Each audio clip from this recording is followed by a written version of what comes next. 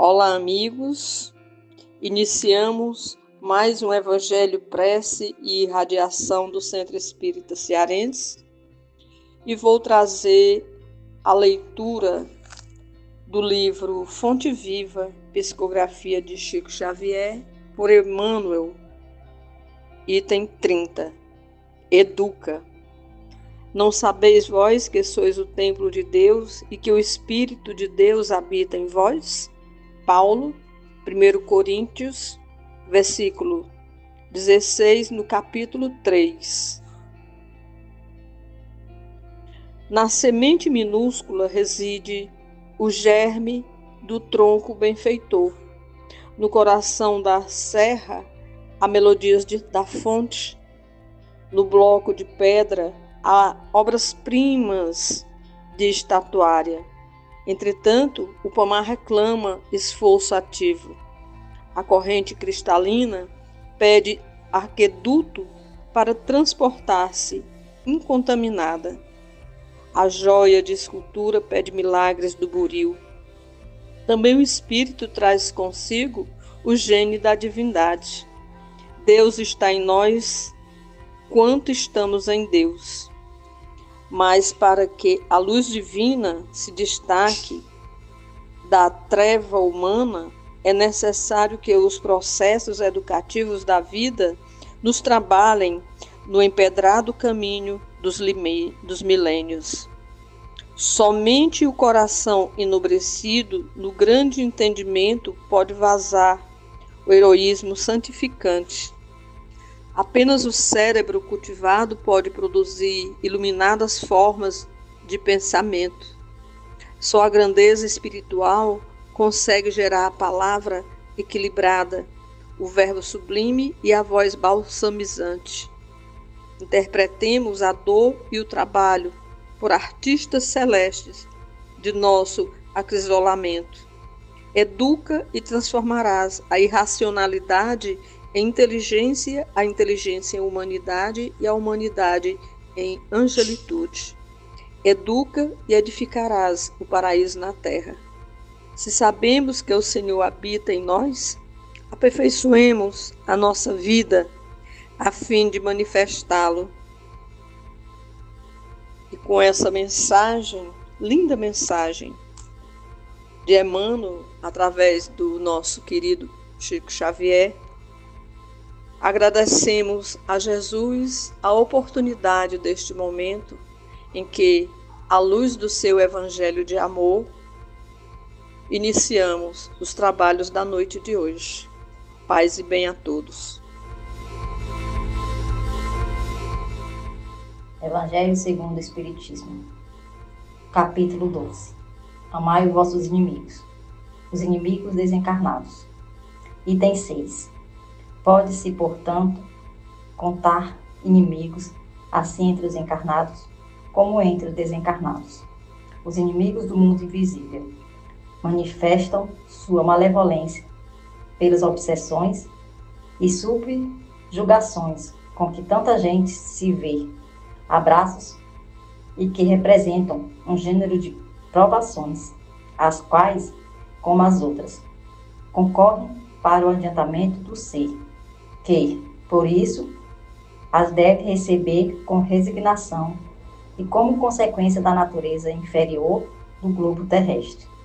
Se não houvesse homens maus na terra, não haveria espíritos maus ao seu derredor. Se consequentemente se deve usar de benevolência com os inimigos encarnados, do mesmo modo se deve proceder com relação aos que se acham desencarnados. Outrora, sacrificavam-se vítimas sangrentas para aplacar os deuses infernais, que não eram senão os maus espíritos. Aos deuses infernais sucederam os demônios, que são a mesma coisa. O Espiritismo demonstra que esses demônios mais não são do que as almas dos homens perversos, que ainda se não despojaram do instinto materiais, que ninguém logra aplacá-los senão mediante o sacrifício do ódio existente, isto é, pela caridade que esta não tem por efeito unicamente impedi-lo de praticar o mal, e sim também o de reconduzir ao caminho do bem e de contribuir para amar os vossos inimigos. 169. A salvação deles. É assim que os mandamentos, amai os vossos inimigos, não se circunscreve ao âmbito acanhado da terra e da vida presente, antes faz parte da grande lei da solidariedade e da fraternidade universais.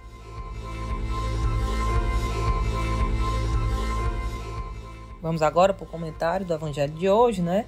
O capítulo 12 do Evangelho segundo o Espiritismo, intitulado Amai os vossos inimigos, ele aborda um dos ensinamentos mais profundos e desafiadores do cristianismo, que é o amor aos inimigos. E, em especial, o item 6 desse capítulo, ele trata da necessidade de amarmos também aqueles que são nossos inimigos desencarnados. Ou seja, os espíritos que, embora não estejam mais no plano físico, continuam a manter sentimentos de ódio, rancor ou hostilidade em relação a nós.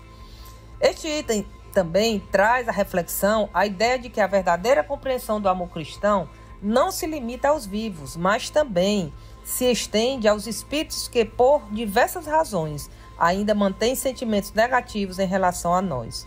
O conceito de inimigos desencarnados vai além das disputas físicas ou materiais, tocando nas relações espirituais que, muitas vezes moldadas por desafetos do passado, traumas ou ressentimentos que não foram, com certeza, resolvidos. O nosso grande mestre Allan Kardec, meus irmãos, ao abordar este tema, nos convida a refletir sobre a continuidade das relações humanas e espirituais, que não se encerram com a morte do corpo. Ele sugere que, para curar essas relações, devemos trabalhar o perdão, a paciência e o amor, compreendendo que os espíritos que nos causam dor podem ser, em sua essência, aqueles que mais necessitam de nossa compaixão e oração. Amar os inimigos desencarnados não significa ignorar ou justificar atos de maldade, mas justamente compreender que, no plano espiritual, meus irmãos, assim como no terreno físico, todos somos passíveis de erros e, por consequência, da necessidade de superação. O amor a esses espíritos, com certeza, implica em desejarmos seu bem, em orar por eles, em enviar bons pensamentos e energia de luz, buscando a sua redenção. Nosso irmão Kardec também nos lembra que, ao nos libertarmos do rancor e do ódio, tanto os espíritos desencarnados quanto nós mesmos somos beneficiados.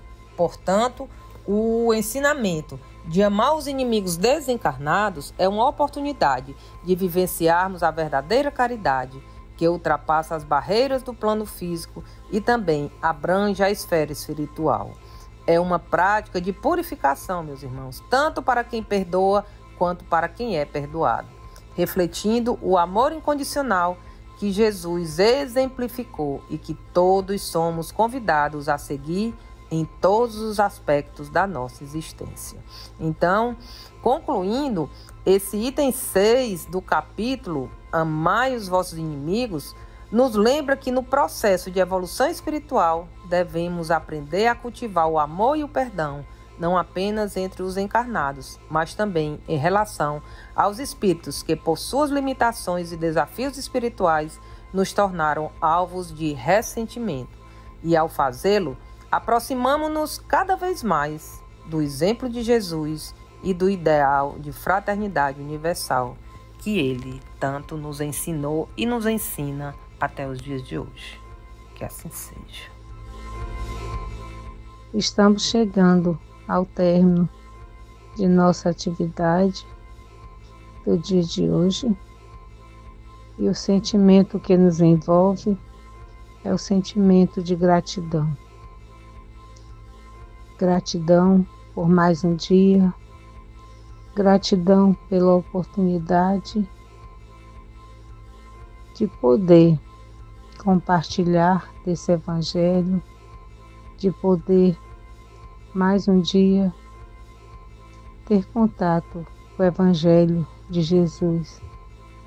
Evangelho esse que nos traz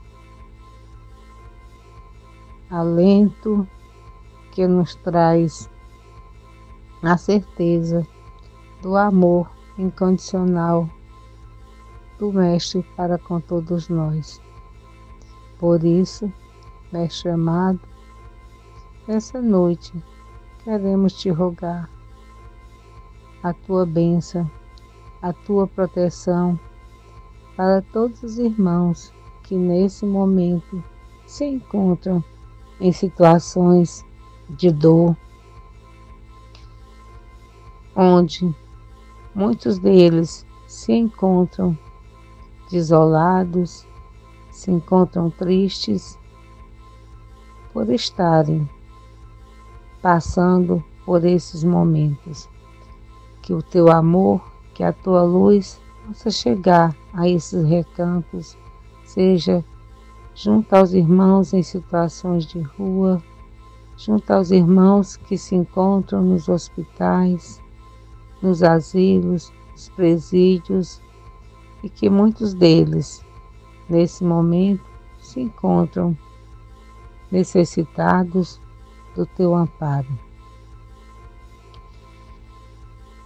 Queremos também, Mestre amado, te pedir que os bons espíritos possam nesse momento fluidificar essas águas com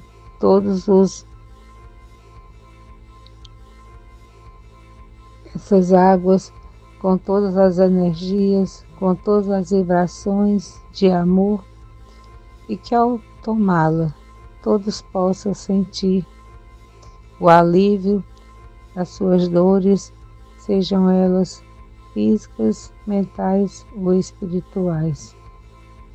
E mais uma vez, Mestre amado, te damos graças e de gratidão por mais essa oportunidade de estarmos aqui nesse planeta. Que assim seja.